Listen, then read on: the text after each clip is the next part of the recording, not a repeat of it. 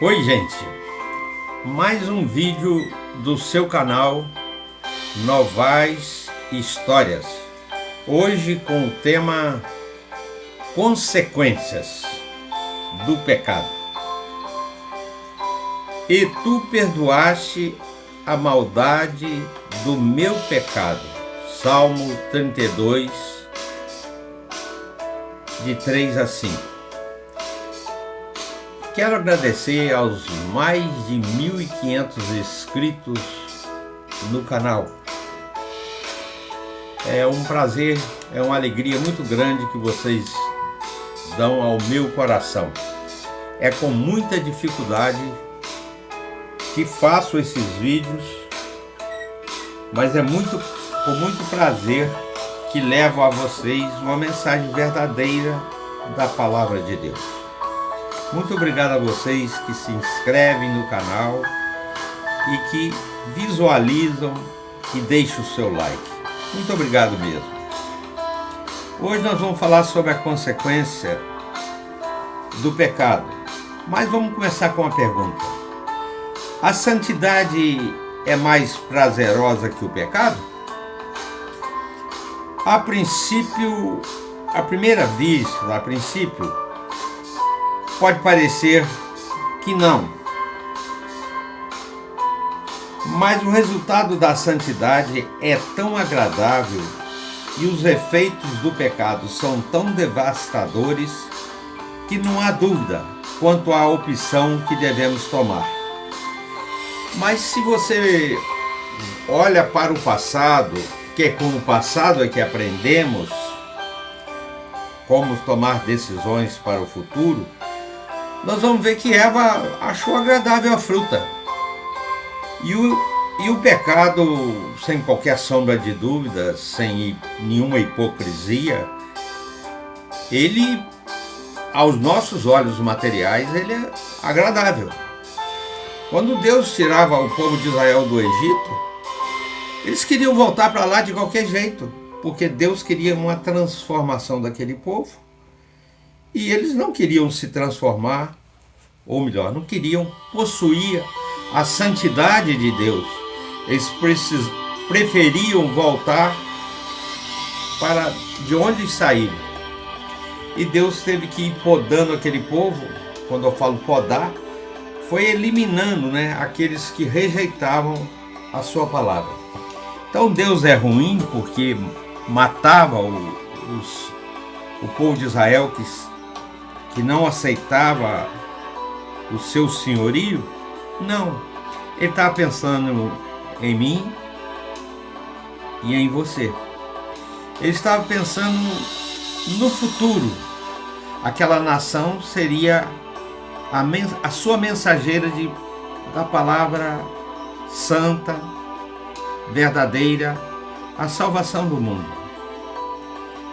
Então ele não negou seu filho, ele deu seu filho para nos salvar. Então também não teria por que deixar passar o pecado no meio do povo. Ele procurava a santidade. Nós vamos ver algumas consequências no setor da nossa vida. Por exemplo, consequência para o indivíduo, para mim, para você, para o povo do modo geral. O pecado traz aflição de consciência.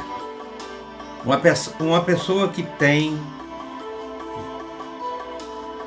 Deus no seu coração, Jesus no seu coração, o pecado a princípio pode parecer bom, mas a consequência dele traz aflição.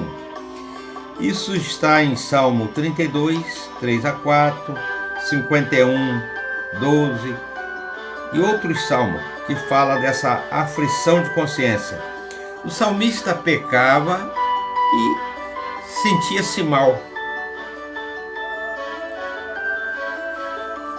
Ele traz a morte. Deus não introduziu a morte. Deus não introduziu o pecado. Ele permitiu que o pecado viesse. porque ele queria uma decisão voluntária nossa de querer servi-lo e não uma obrigação. Senão ele criava mais um boi, mais um elefante, mais algo irracional. Ele criou o homem com discernimento, com livre-arbítrio, respeitando tudo. Então ele traz a morte. Atos 5, de 5 a 10. Ananias e Safira, na igreja primitiva, dois personagens que eram um casal que venderam um imóvel e era costume naquele tempo depositar todos os bens aos pés dos apóstolos. Não era obrigatório, mas eles faziam isso e resolveram mentir para Deus. Falaram, vamos falar que vendemos por menos. Combinaram um com o outro, chegaram lá, quando depositaram, morreu. Primeiro um, depois o outro. Se Deus continuasse matando quem está deixando de fazer as coisas para ele, não tinha ninguém vivo hoje. Mas Ananias e Safira fazia parte da igreja primitiva, onde mentir era uma transição entre o Velho Testamento e o Novo Testamento. Eles não eram obrigados a depositar aos pés dos apóstolos a venda do imóvel. Eles poderiam ter ficado para eles. O dízimo é algo voluntário. Você dá porque a igreja precisa da manutenção. Mas se você dá com raiva, é melhor não contribuir. Porque na verdade você está aborrecendo a Deus. E então ele trouxe a morte a todo mundo. Você já viu alguém ficar para semente? Todo dia tem gente morrendo. Isso é consequência do pecado. Castigo. Números 20, de 7 a 3. Moisés, o grande Moisés, que a princípio não era um servo do Senhor, mas conhecia a história. Ele não entrou na terra prometida, na terra da promessa, porque ele foi desobediente a Deus. Ele desobedeceu a Deus na caminhada dos 40 anos pelo deserto. Então ele não entrou na terra prometida como um castigo, mas eu diria que já fazia parte dos planos de Deus, porque se Moisés entra na terra prometida, ele seria mais algo para ser idolatrado pelo povo de Israel. Nós temos outro episódio também, assim, triste, é que Miriam, irmã de Moisés, ela revoltou contra seu irmão, desafiou Moisés. Moisés era o líder nomeado por Deus e ela ficou leprosa. Então o pecado traz consequências maléficas para a nossa vida, para o nosso íntimo, para o nosso interior. Na família, o que acontece o pecado na família? Solidariedade. A família de Acã, que saiu do Egito, foi atingida como resultado do seu pecado. Morreu todo mundo. Acã era rebelde, insistia em pecar, e Deus então eliminou, está estragando o resto. É uma laranja podre dentro da caixa, e com ele toda a família. Então o pecado atinge a família. A maldade copiada. Após seu pecado de adultério e assassinato, o rei Davi, o grande Davi, o homem segundo o coração de Deus, viu sua família enfrentando uma série terrível de problemas. Isso está em 2 Samuel.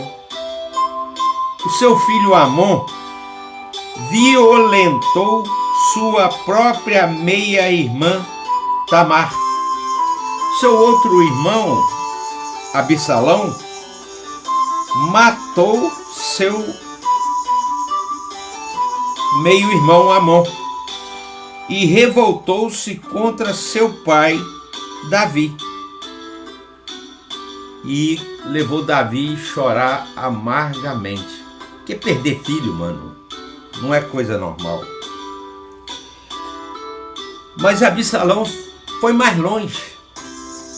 Ele fez um desastre. Absalão se levantou contra o seu pai para tomar o reino de Davi. Está lá em 2 Samuel. Isso são fortes advertências aos pais para viverem em santificação, sem pecar. O que aconteceu com Absalão? Os soldados de Davi mataram Absalão, apesar de Davi ter falado para não matar, para pegar leve com ele. É o coração de pai, né? Pai nenhum quer ver o filho morto, mas o comandante lá matou. Consequências para a igreja. A igreja é o corpo vivo.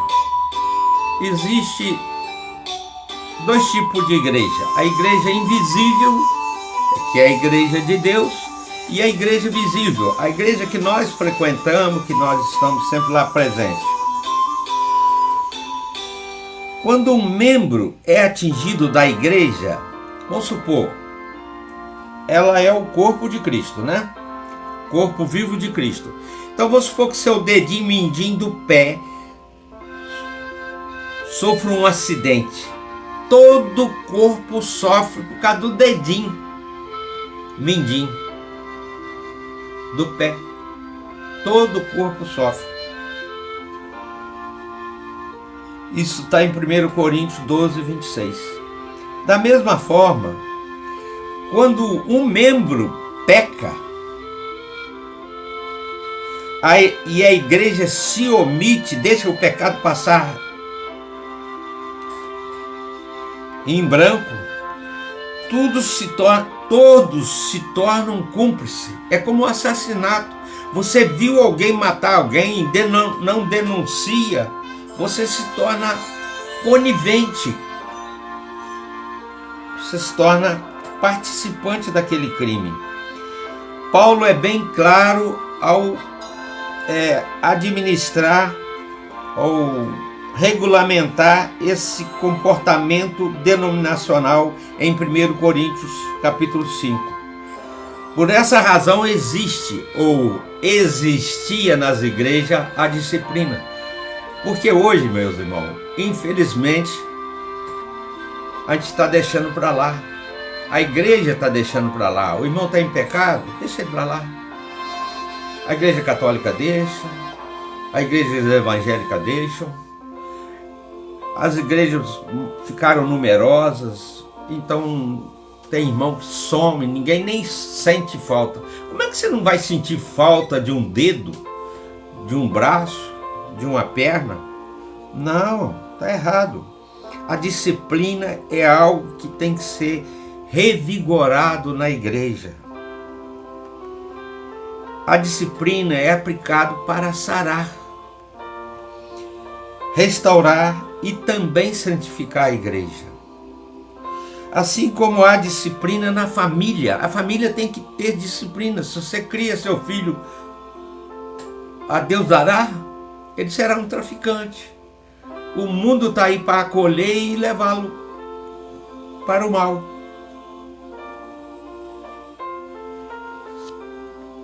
Então também deve acontecer no seio da igreja a disciplina para santificar a igreja. Eu sou membro daquela igreja porque lá ninguém me cobra nada. Bom, primeira coisa que você faz, deixa essa igreja e vai para uma que te mostra o pecado, fala do pecado, combate o pecado, porque o pecado traz consequências gravíssimas. A nação. a igreja, a nação, o Brasil, por exemplo, devia ser a potência número 1 do mundo. Não tem terremoto, não tem vendaval, não tem, igual os Estados Unidos, aquela série de coisas que acontece lá. Os Estados Unidos é 8 anos mais velho que o Brasil e é a maior potência do mundo. Mas por que nós somos assim? Porque somos um país idólatra, um país de um povo que não é temente a Deus. Ah, não, nós somos a maioria cristão. Não, nominal não quer dizer nada. Cristão é autenticidade, é ter Jesus no coração, é ter vida transformada. A sorte nossa é que Deus não está agindo como o povo de Israel quando ele tirou do Egito. Porque senão não tinha brasileiro nenhum aqui sobrando, não. Só no carnaval ia morrer um bilhão. Em Deuteronômio 28, de 15 a 68, fala das maldições que viriam sobre Israel, caso desobedecesse os mandamentos de Deus. Aplica isso nos nossos dias. Não sobra um. Um estudo atencioso do reino do sul e do norte. Israel, no reinado de Davi, depois veio o reinado de Salomão, que foi muito sábio, mas Salomão se deixou corromper. Então Deus, por amor a Davi, não dividiu o povo de Israel, mas assim que Salomão morreu, ele dividiu o povo de Israel em 2 nações, Reino do Norte e Reino do Sul. O Reino do Sul ficou com 2 tribos e o Reino do Norte com 10. Apesar do Reino do Norte ter ficado com 10 tribos, ele durou menos 100 e tantos anos do que o Reino do Sul, apenas com 2 tribos. Mas também foram levados cativos por ter se aderido à idolatria no seu meio. Quando Deus castigava o povo com seca, peste, fome, cativeiro, tudo isso vinha como resultado do pecado. Recentemente nós tivemos a pandemia. Seria consequência do pecado? Lógico, meu irmão. As doenças que sofremos é consequência do pecado? Nem sempre. Mas é consequência subjetiva, porque o pecado começou lá e com ele todas as consequências maléficas dele. Não quer dizer que você está doente porque pecou. Tem muita gente que chega e fala que você está endemoniado porque está com pecado. Isso é um erro. O pecado traz tudo isso, mas não quer dizer que você, em particular, tenha pecado. Você peca todo dia, toda hora, mas aquela doença não é por causa do seu pecado, é por causa do pecado em si, só do pecado em si. A existência dele já é suficiente para ter doença entre nós.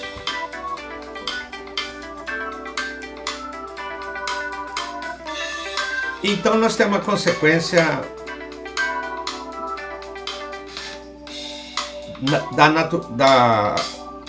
da natureza, né? Deus criou tudo maravilhoso, tudo bacana, tudo tranquilo, Jardim do Éden, nada sofrendo. Isso está em Salmo 19:8 e 104. Mas infelizmente o pecado deturpou, empanou, tirou o brilho das obras do Senhor. A poluição sonora, visual, ambiental é resultado do pecado. Ar poluído, florestas devastadas, alimentos contaminados que trazem doença.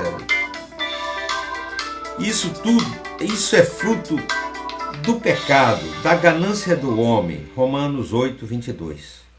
Todo movimento e esforço dos ecologistas, que eu duvido muito, é só paliativo, porque a restauração da natureza só acontecerá através de Jesus Cristo, com um novo céu e uma nova terra.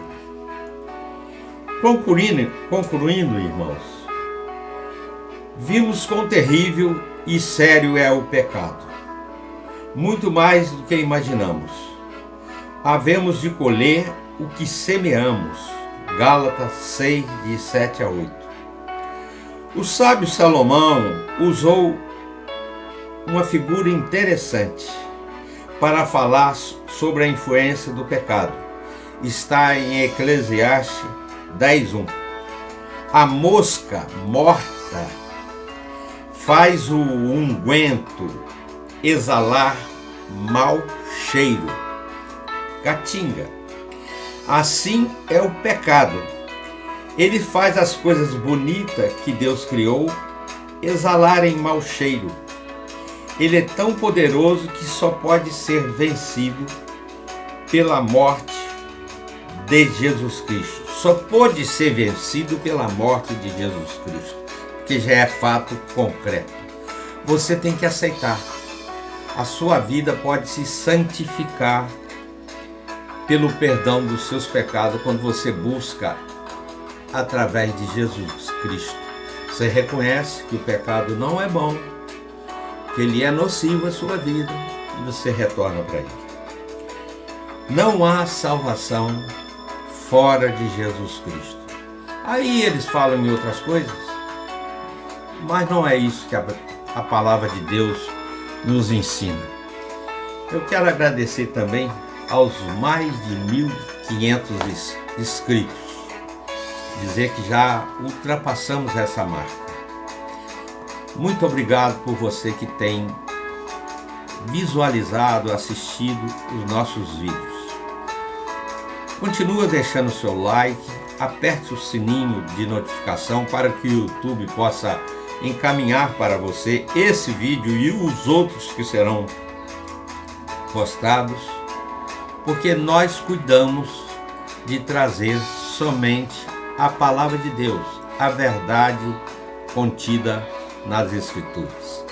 Muito obrigado a todos e que Deus possa te abençoar através de Jesus Cristo, nosso Senhor. Se você ainda não tem, se você vive no pecado, deixe o pecado. Sede santo como eu sou santo, diz a palavra de Deus, referindo a Deus. A santidade é algo que deve ser perseguido por nós. Muito obrigado mais uma vez. Em nome de Jesus é que falamos a vocês e te pedimos essas bênçãos. Amém.